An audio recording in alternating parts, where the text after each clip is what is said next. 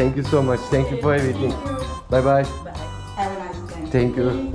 Arkadaşlar otelimizden çıkıyoruz. Tangalle. Tangalle. Çok acayip bir ismi var. Tangalle. Ama thank you, bye bye. Tangalle şehrinden çıkış yapacağız aynı zamanda. Çünkü burada felaket sıkıldık arkadaşlar. İlk günümüz geçti. Evet, dinlendik, güzel okyanus havası aldık. Yemek yedik, içtik, bol bol yattık, güneşlendik. Hatta Vera yandı da biraz. Şu anda kollarının diğer tarafını yakmaya çalışıyor. Çünkü kıpkırmızı oldu kolları. Buraya gelmenizi çok tavsiye etmem. Çünkü çok sessiz, sakin bir şehir. Fakat böyle okyanus havası alacağım, kafamı dinleyeceğim, biraz da emekli hayatı yaşayacağım derseniz tamam, okey. Ama öyle ilginç bir yer, dikkatinizi çekecek bir yer yok burada. Turistik bir yer de yok.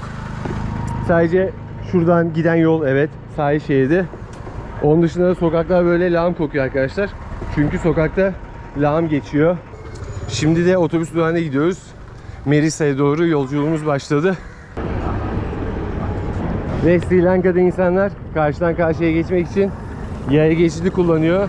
Yaya geçidine yaklaştığınızda da arabalar yavaşlıyor arkadaşlar, duruyor. Sri Lanka'da medeniyet üst seviyede. Gerçekten samimiyetimle söylüyorum bunu, güldüğüme bakmayın. İnsanlar yaya geçidinde yol veriyor.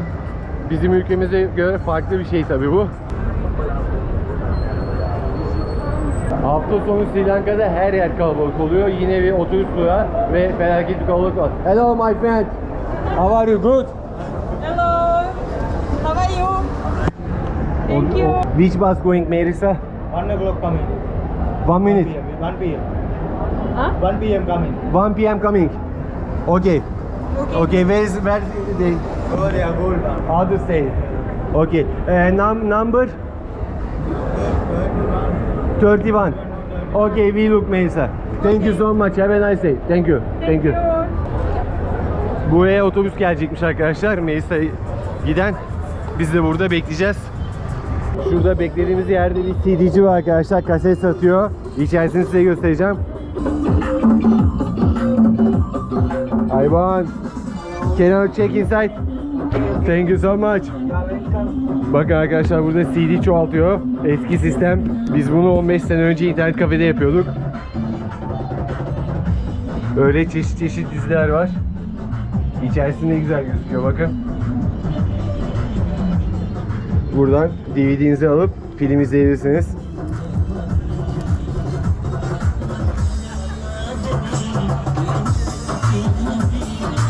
Good job, thank you. You're welcome, sir. Hello brother, we want to go Merisa. And this, thank you so much. Bagajımızı verdik ve otobüse geçiyoruz. Bakalım otobüs nasıl?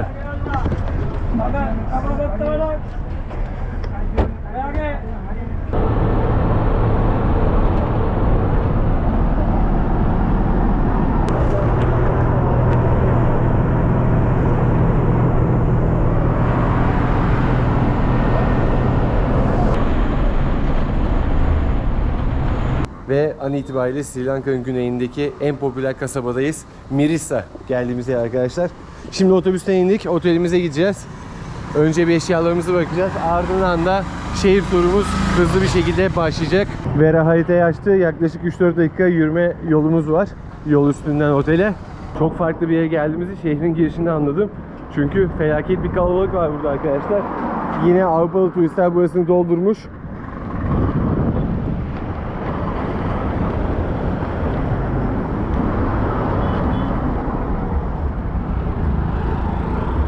Sri Lanka'ya gelen her yaştan turist mutlaka burasını ziyaret ediyor arkadaşlar. Biz şimdilik burada 2 gece kalacağız. Duruma göre uzatabiliriz. Daha Sri Lanka'da çünkü 10 günümüz var.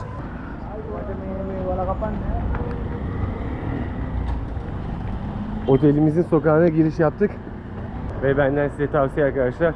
Bulunduğunuz otelde çöpünüzü otel odasına bulundurmayın. Kesinlikle. Biz bu hatayı yaptık kaldığımız otelde. Dün gece bizi karıncalar bastı. Sinkov'la bütün gece onları öldürdüm. Karıncalara ne zararı var diyeceksiniz arkadaşlar. Üzerinize konduğu gibi ısırıyor sizi. Sivrisinek ısırığı gibi bir ısırık hissediyorsunuz. Hatta bazen arı sokması kadar güçlü olabiliyor bu acı. Rus mutfağı varmış burada, Rusça yazmışlar. Ruslar tabi dünyanın her yerinde arkadaşlar. Tithira Guest House. Geldiğimiz evet otelimiz burası. Yeah. Yes. Yeah, come. Burası otelimizin girişi. Ve giriş işlemlerini tamamlayacağız şimdi. Giriş işlemlerimizi yaptık. 2 dakika sonra odamız hazır olacakmış. Bakalım odamızda nasıl çıkacak. Bu arada kullandığımız uygulamalar Booking ve Agoda kullanıyoruz arkadaşlar.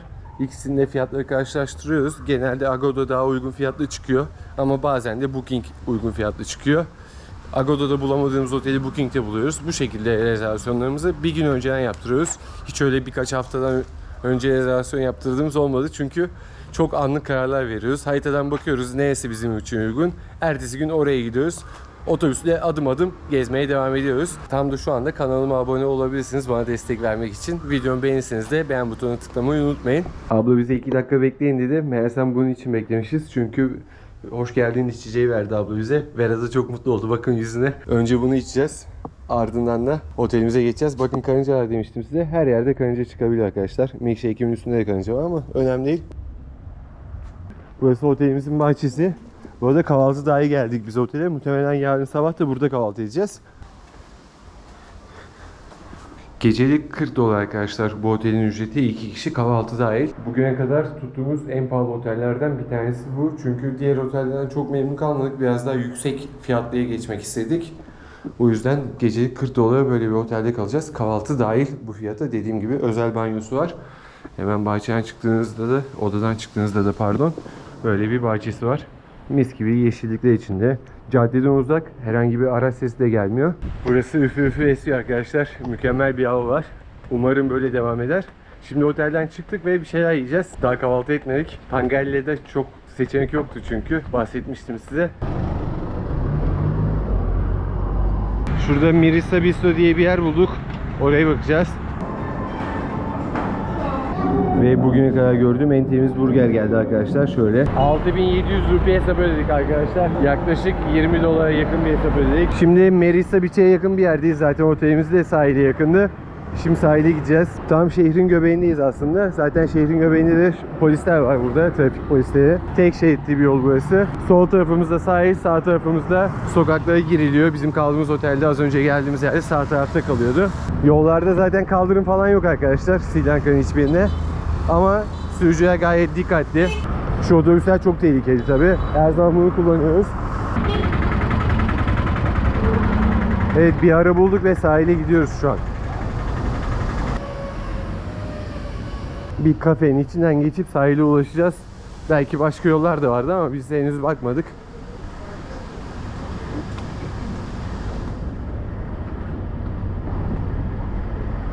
Burası aynı zamanda sörf tutkunlarının da merkezi arkadaşlar.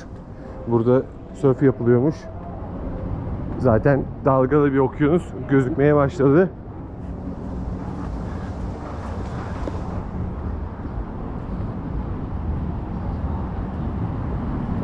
Buranın en önemli aktivitesi şu balinaları görmekmiş arkadaşlar. Bir de sahili ve bir de gece hayatı diyorlar.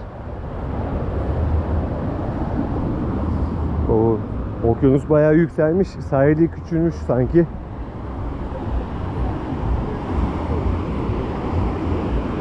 Now we understand why in Tangali very good beach. Yes.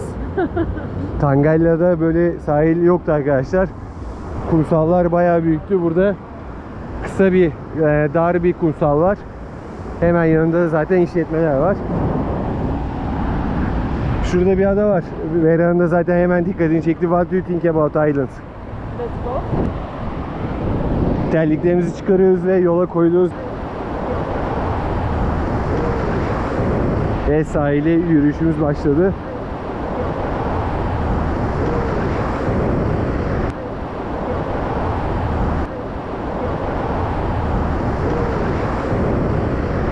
Tabii Tangella kasabasına göre çok daha kalabalık burası. Ama kumu da ince arkadaşlar. Orada kum biraz kalındı. Fakat burada incecik bir kum bizi karşıladı.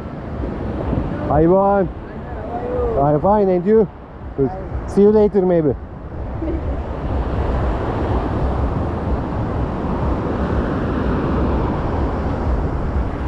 Ve bakın sahil hattı da yaklaşık 1-1,5 kilometre civarı gözüken şu an. 1-2 gün boyunca buralarını keşfedeceğiz sizinle.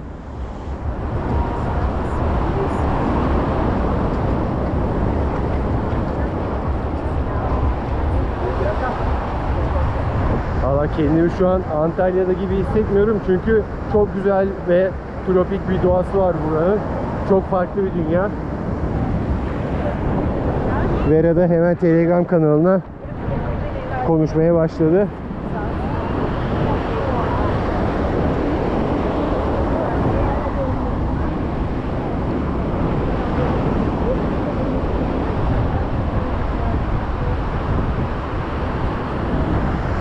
Tabii illa buraya geldiğinizde herhangi bir beach club'a ya da özel işletmeye gitmenize gerek yok. Şuralarda da havlunuzu koyup güneşlenebilirsiniz, denize girebilirsiniz.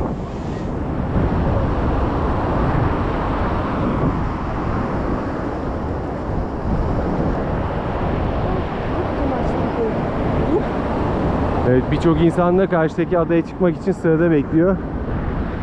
Merdivenler gözüküyor buradan. Biz de burada tatilimize devam edeceğiz. Kokonatımızı alacağız.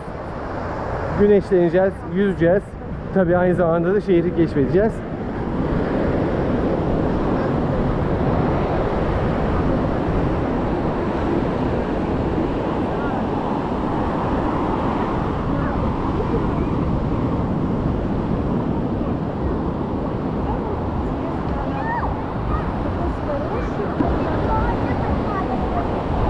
Burası biraz daha yüzmeye elverişli Tangella kasabasına göre.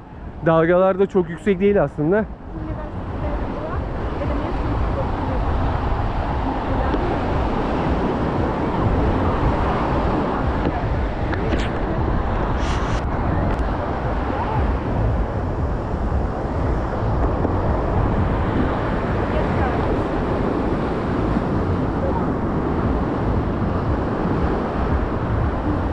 Kesintisiz bir şekilde size sahili göstereceğim arkadaşlar. Hiçbir kesinti yapmayacağım videomda.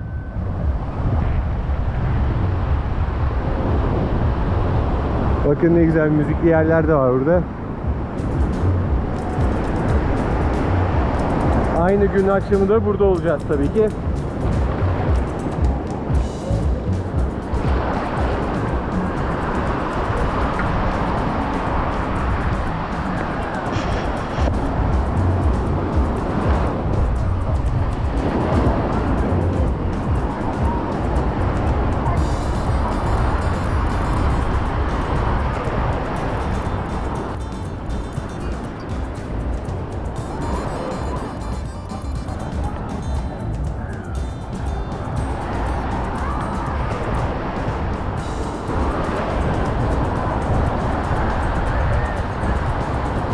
Ve size bahsettiğim turlarda böyle arkadaşlar.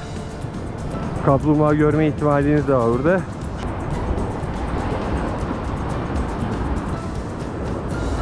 Shortcake with turtle diyor. Kaplumbağa ile yüzebilirsiniz diyor.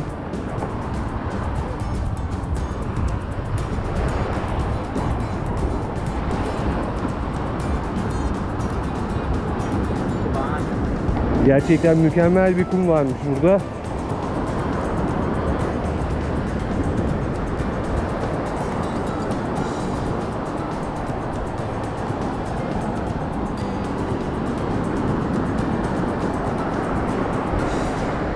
Ülkemizde tabii ki çok daha güzel yerler var ama burasında çok başka bir havası var. Ve fiyatlar bizim yazlık bölgemize göre neredeyse yarı fiyatı arkadaşlar. Konaklaması, yemesi, içmesi, gezmesi gerçekten yarı fiyatına. Tabii ki Sri Lanka'da seyahat kolay olmuyor. Eğer düşük bütçeyle geziyorsanız, çok yüksek maliyetle gezmek istemiyorsanız seyahat içinde bugün gördüğünüz otobüsleri kullanabiliyorsunuz. Onlar bedavadan biraz pahalı o otobüsler.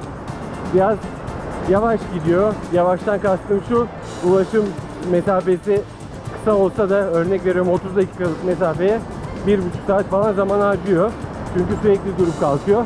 Ama gel gelelim sizi istediğiniz yere ulaştırıyor arkadaşlar.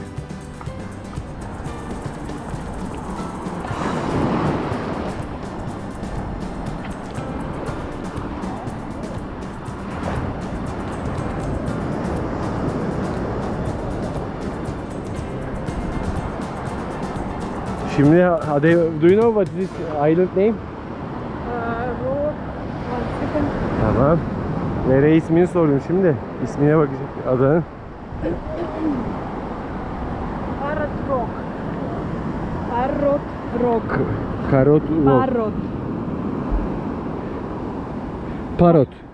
Also, do you know? When I've been in Sri Lanka first time, it was not season. And when I was go this rock, Yes. it was like this rock. Wow. Sezon dışında gelmiş Vera buraya. Now, look. Evet, hemen çevireyim size. Sezon dışında gelmiş Vera buraya. Suyun seviyesi göğsüme kadar geliyordu dedi. Fakat şimdi yürüyerek çok rahat bir şekilde geçebilmişiz. Tabii biz bunun için hazırlığımızı yapacağız. Çantamı biraz yukarı kaldıracağım. Daha sonra da yukarı çıkacağız.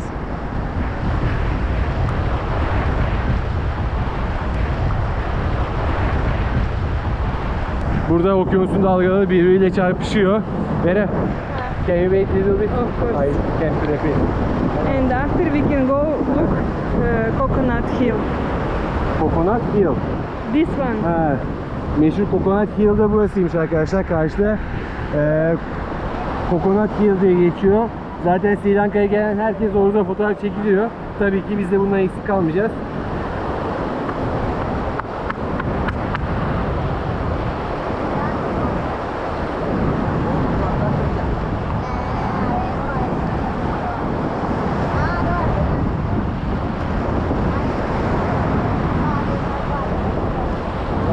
When I was here, I didn't stay in Mirisa. I lived in Veligama. It's very near. This is like a surf village. Surf, Yes. surf demiştim size. Beligama kentindeymiş. Veligama. Beligama. Ve Beligama, özür dilerim. Beligama'daymış surf yapılan yerde. Ama buraya çok yakınmış.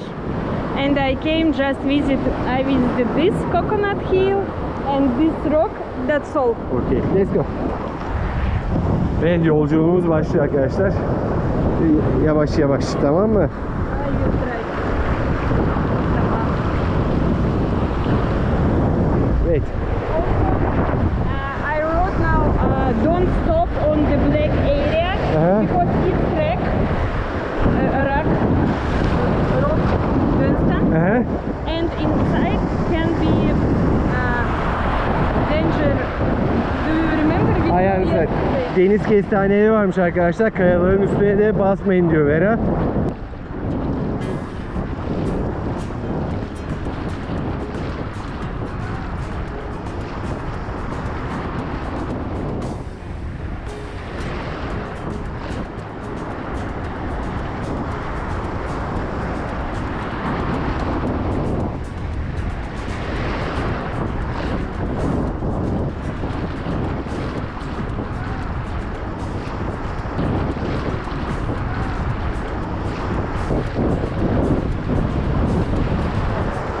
Biz de zaten ulaştık sayılır, bir şey kalmadı.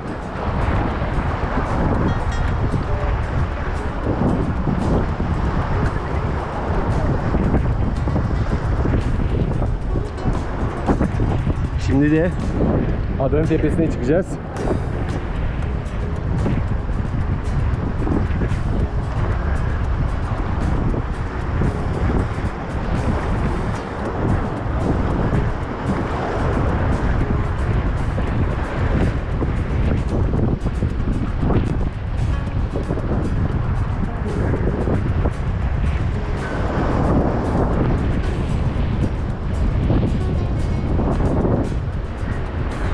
Bu arada burası da tek şeritliymiş.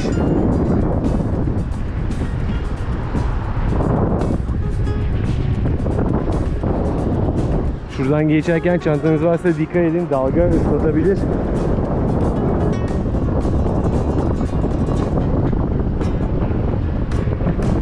Ve tabi aşağıda kaygan.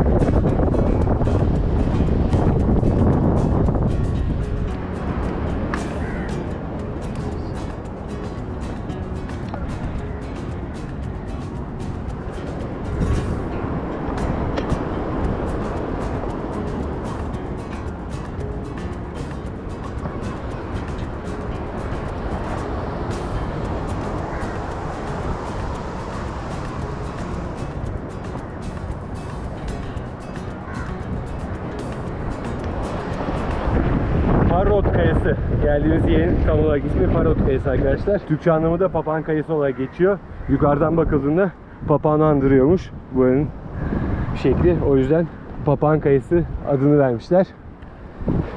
Biraz daha içeri gireceğiz.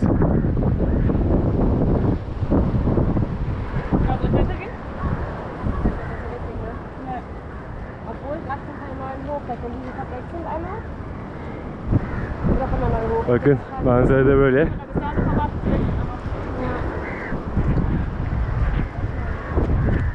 Şu anda Papağan Kayası'ndayız.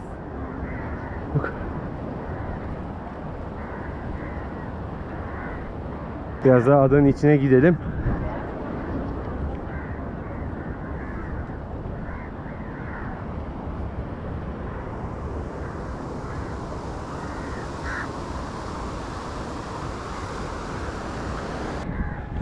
Papağan Adası ama artık karga adası olmuş burası. Birçok karga var. Papağandan çok. Merhaba. Tipten zaten tahmin ettim. Türk. Denk gel. Nasıl ya? Bana çok denk geldi. Hiç denk gelmedi bize. Nereleri gezdiniz? He? Öyle mi? Sigiri'ye falan gittiniz mi? Ha, biz de oradan geliyoruz. Kendi yaptık işte Colombo. Yukarıdan efendim? Şöyle Colombo'dan Kendi'ye trenle geçtik. Mükemmel bir tren yolculuğu oldu bizim için. Manzarası çok güzel. Kendi'den sonra da Ella. O meşhur trenin olduğu bölge aslında Ella. Ella'da kaldık 3-4 gün. Orada da Türk vardı bayağı. 3-4 tane denk geldi, evet. Bu arada buranın ismi Papağan Adası'ymış. Anlamı da yukarıdan bakınca papağan gibi gözüküyormuş. Ha, öyle diyorlar. Yok ben de başta içeride dedim papağan falan görürüz ama karga adası olmuş. Aynen. Sizin YouTube kanalınız falan mı? Ha, var. Benim evet. Şey yapalım, Vlog yapıyorum ben de. takip edelim sizi. Tabii. Müsaadenizle yayınlıyorum bu konuştuğum kesimleri. Tabii ki. Teşekkür ederim. Hemen yazıyorum. Tabii ki. Az önce Vera'nın söylediği yerde kalıyorlarmış. Beligama. Yanlış hatırlamıyorsam. Oradan buraya gelmişler. Nasılsın? İyiyim.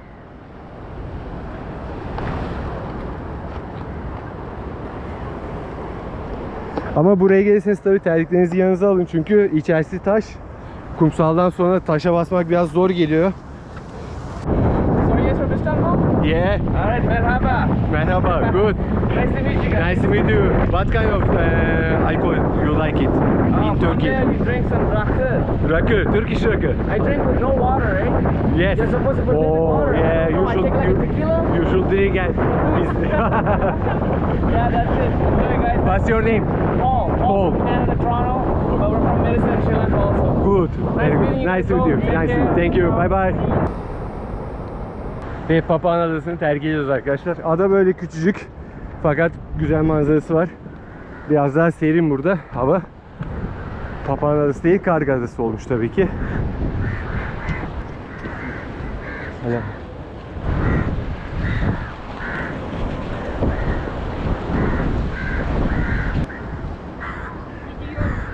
Geliyorum. Biliyorum. Teşekkür ederim. Türkçe biliyorum. Çok az.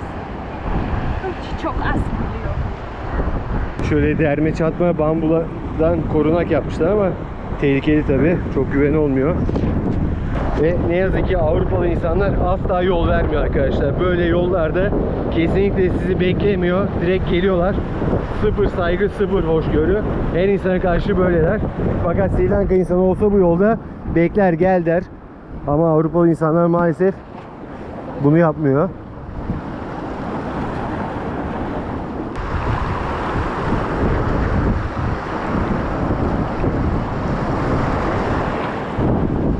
Are you ready? Yes.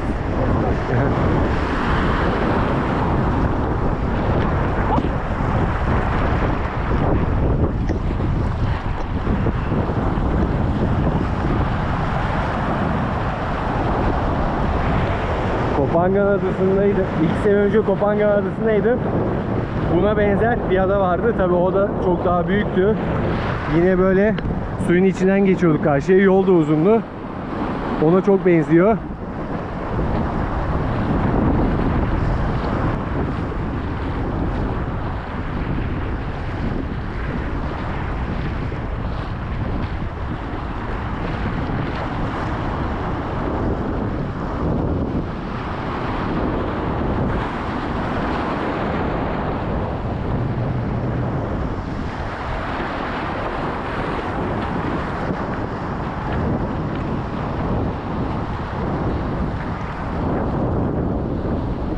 sonra terliklerimizi giyip yolumuza devam edeceğiz. Ve Coconut Trees arkadaşlar. Tam karşıda, oraya doğru yolculuğumuz başladı. Şurası da karşıda Turtle Beach olarak geçiyormuş.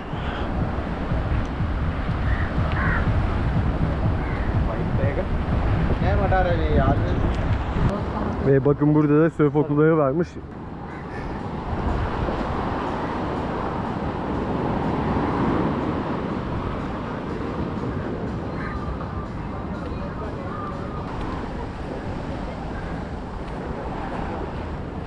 Bakın şurada ne kadar güzel bir kafe var. Böyle kumların arasında oturabilir. Kokonatınızı, çayınızı, kahvenizi içebilirsiniz. Ve Sri Lanka'nın en meşhur yerlerinden birine varmak üzereyiz arkadaşlar. Sahil boyunca yürümeye devam ettik. Ulaşım da çok zor değil. Yola çıkmanıza gerek yok buraya ulaşmak için. Sahil hattında yürüdüğünüzde bu Coconut Hills'e ulaşabiliyorsunuz. Ella tren köprüsünden sonraki en popüler, en turistik yer burası.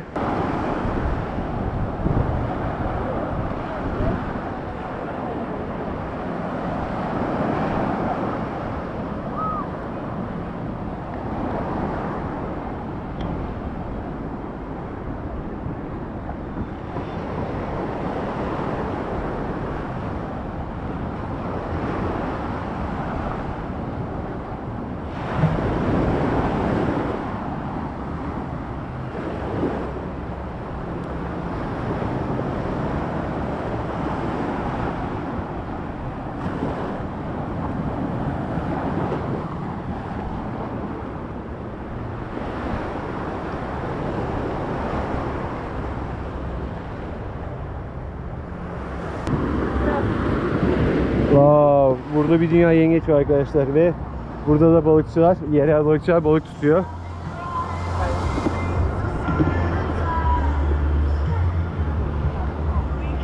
Ve karşımızda Coconut Hills.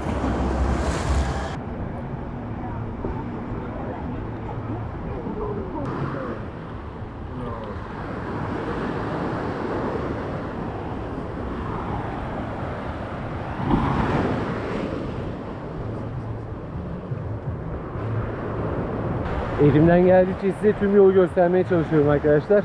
Geldiğimiz yolun tamamını gösterdim. Şuradan karşıdan sahil hattından hiç ayrılmadık.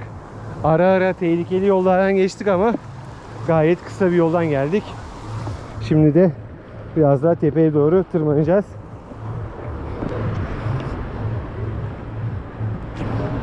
Bakalım nasıl bir manzara bizi karşılayacak burada.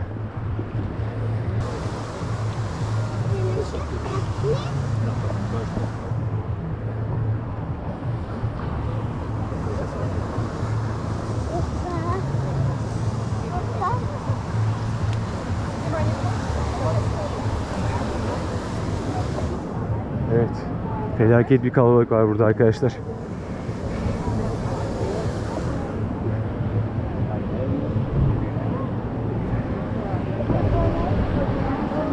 Aha.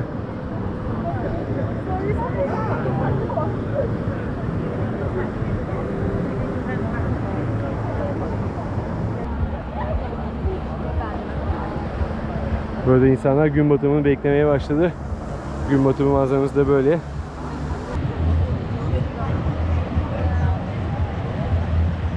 Ve an itibariyle Sri Lanka'nın en ünlü yerindeyiz arkadaşlar. Coconut Tree Hills.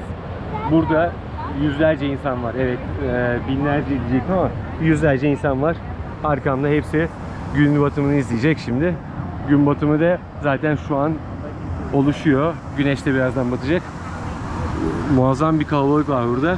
Biz de oturduk çünkü yürüyemiyoruz. Yürünecek yer kalmamış adada. Burada güneşi batırıp geri döneceğiz. Ve Coconut ağaçları arasında günü bitirdik arkadaşlar. Şimdi de şehir merkezine doğru yola çıkacağız. Gün batımı da böyle oluyor. Mükemmel bir manzara var burada. Biraz daha kalabalıktı ama kalabalık dağıldı güneş battıktan sonra. Bakın arkadaşlar, ne güzel rengarenk oldu burası.